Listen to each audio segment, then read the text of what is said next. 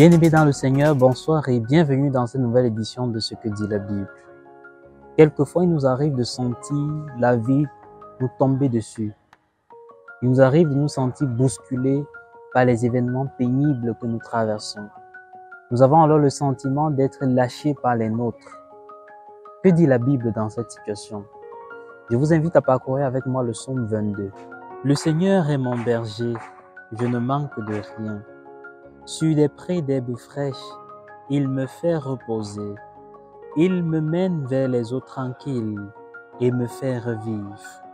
Il me conduit par le juste chemin pour l'honneur de son nom. Si je traverse les ravins de la mort, je ne crains aucun mal, car tu es avec moi. Ton bâton me guide et me rassure. Tu prépares la table pour moi devant mes ennemis. Tu répands le parfum sur ma tête. Ma coupe est débordante. Grâce et bonheur m'accompagnent tous les jours de ma vie. J'habiterai la maison du Seigneur pour la durée de mes jours.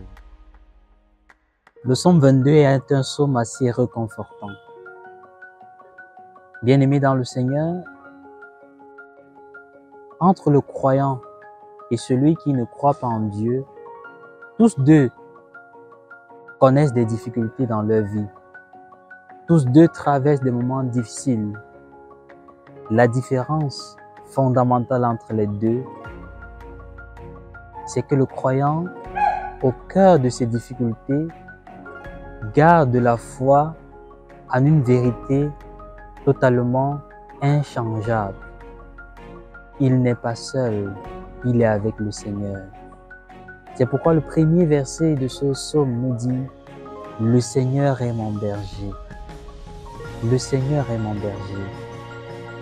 Mon frère, ma sœur, quand tu traverses des moments difficiles dans ta vie, quand tu sens que tout le monde t'a abandonné, quand tu as le sentiment que tu es seul et que tu n'as plus de force pour tenir, souviens-toi que le Seigneur est ton berger.